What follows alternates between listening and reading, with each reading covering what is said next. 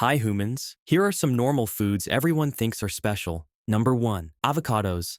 Avocados are the iPhones of superfoods. Sleek, trendy, and treated like royalty on every brunch menu. They've been hyped as the ultimate healthy fat. Heart-friendly, brain-boosting, glowing skin green gold. Whole wellness blogs basically turned them into edible skincare. Millennials even got roasted for not buying houses because they were too busy buying overpriced avocado toast. But here's the twist. Nutritionally, avocados are solid, just not miraculous. One avocado has about 21 grams of fat, mostly monounsaturated, the same type you get from olive oil or almonds. It's got fiber, sure, but less than half of what beans or oats pack in. Vitamin-wise? Some potassium and folate, but nothing you couldn't get from a banana, leafy greens, or nuts. Basically, avocados are good, but they're not hiding the cure to mortality in their pits. The only reason they get crowned as superfood royalty is branding. Olive oil and walnuts don't photograph well. Avocados do. They just look sexier on toast. Then comes the dark side. Each avocado can slurp up 70 liters of water to grow, and in some places up to 320 liters. Basically a houseplant with a drinking problem. Add in deforestation in Mexico, rising violence. Yep, blood avocados are real. And the fact that it has a carbon footprint 5 times higher than a banana. So yeah, avocados are creamy, versatile, and Instagram-friendly, but as a superfood, they're overhyped. You'd get the same nutrients from nuts, seeds, beans, or olive oil without needing a fruit that guzzles water like a frat boy at spring break. Number 2. Kale. The leafy green that won PR, not nutrition. Once upon a time, kale was livestock food. Farmers literally grew it for cows. Then, in the 2010s, it got a rebrand so aggressive it could have run for president. Suddenly, kale was in smoothies, baked into chips, plastered on juice bar menus, and hashtagged into Instagram fame as the king of greens. Grocery stores couldn't keep it on shelves, and health blogs acted like spinach was the forgotten middle child. But nutritionally, kale isn't some miracle plant. It's just another leafy green in the squad. Yes, it's got vitamin K, vitamin C, fiber, and a bit of calcium. But spinach has more iron, broccoli brings just as much vitamin C, and arugula gives you the same bite with fewer chewing injuries. On most nutrition scoring charts, kale lands in the same league as its green cousins. The only thing it really dominated was marketing. And let's be honest, raw kale is an experience, and not a good one. It's bitter, tough, and basically feels like chewing on a hedge that lost the will to live. That's why restaurants had to literally massage it with oil to make it edible. That's not a superfood. That's produce therapy. So yeah, kale isn't bad for you, but it's not the leafy messiah we were promised either. It's just the green that hustled its way from cow's food container to $12 mason jar salads. Number 3. Acai bowls. Acai was supposed to be the Amazon's gift to humanity. A deep purple berry packed with antioxidants, omega fats, and mystical rainforest energy. Then wellness marketing got its claws in. Overnight, influencers were spooning glossy purple bowls covered in coconut flakes, granola, chia seeds, and a $3 drizzle of honey, like they were baptizing the dish into a new religion. Here's the science part. Yes, acai has antioxidants, mainly anthocyanins. But guess what? Blueberries, blackberries, and even red grapes score about the same on antioxidant charts. Per 100 grams, acai averages around 3,500 ORAC units, a measure of antioxidant capacity.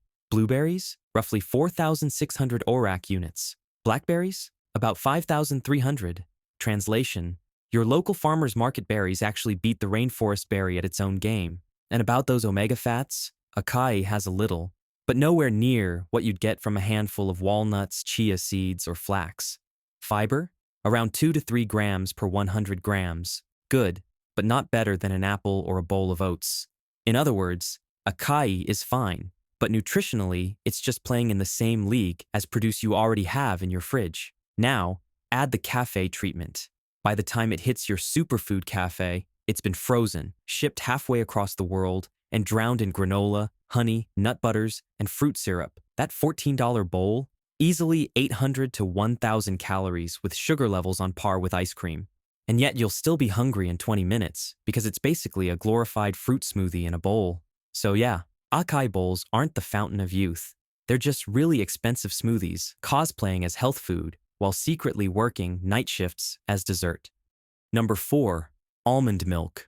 Almond milk rode in on the dairy-free wave like a hero sent to save the lactose-intolerant masses. Cartons promised heart health, plant power, and a milk alternative so pure it made cows look outdated. Suddenly, coffee shops were charging extra for it, and people felt smug just pouring it into their cereal. But crack open the nutrition label, and the magic disappears. Almond milk is about 98% water. The actual almond content, sometimes as low as 2% almonds per carton, which works out to roughly 4 almonds per glass. Whatever protein or healthy fats almonds normally pack get almost entirely lost in the process. Compare that to real almonds. A handful, 28 grams, gives you 6 grams of protein, 14 grams of fat, and 3.5 grams of fiber. 1 cup of almond milk? Usually 1 gram of protein, 2.5 grams of fat, and basically no fiber. It's the nutritional equivalent of a ghost almond waving at you from the carton. Compared to other milk alternatives, almond milk looks weak on paper.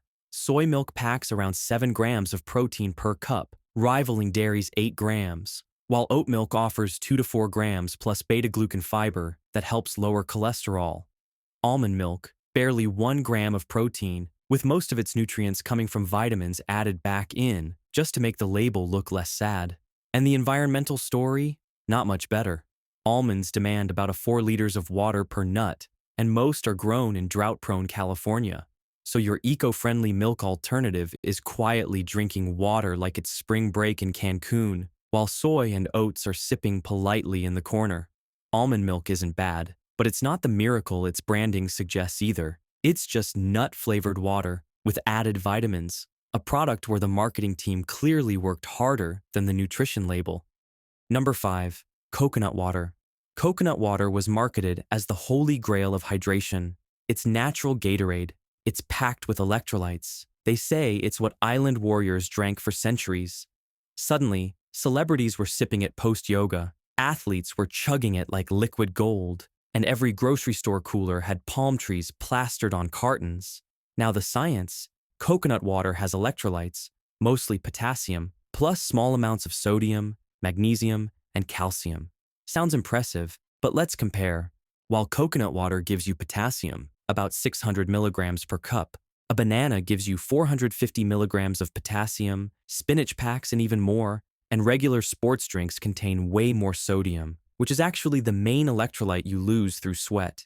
In fact, if you're not an endurance athlete, plain water plus a snack does the same job without the $4 price tag. And about those calories? A cup of coconut water has approximately 45 calories and 9 grams of sugar. That's fine, but nutritionally, it's basically a slightly watered-down fruit juice, not a miracle recovery potion. Coconut water isn't the hero you were promised. It's just hydration with tropical branding, a potassium hit you could have gotten from a banana in a box that costs more than a gallon of regular water. Number 6. Pomegranates. Pomegranates have been worshipped for thousands of years. Ancient Egyptians buried them with pharaohs. Greek mythology used them as symbols of eternal life. Modern health blogs? They slapped superfood on the label and promised pomegranates could cure everything short of your student loans. Heart health, anti-aging, cancer prevention. The reality? Pomegranates are healthy, yes. They've got antioxidants, vitamin C, fiber, the usual fruit resume. But so do oranges, kiwis, and literally half the produce aisle. The miracle status mostly comes from marketing and a handful of studies that got overhyped faster than a Marvel trailer. And then there's the logistics. Eating a pomegranate feels like diffusing a fruity grenade. Juice everywhere, seeds stuck in your teeth, your shirt looking like a crime scene. No wonder most people skip the fruit and just buy the $6 bottle of pomegranate juice, which, by the way, is often loaded with sugar and about as anti-aging as a can of Sprite. Pomegranates aren't immortality in a rind. They're just tasty, messy fruit with a PR team that oversold them as the key to eternal youth. Thanks for watching Humans, and thank you for the 18,000 people who subscribed. I appreciate you, and I'll be seeing you next time.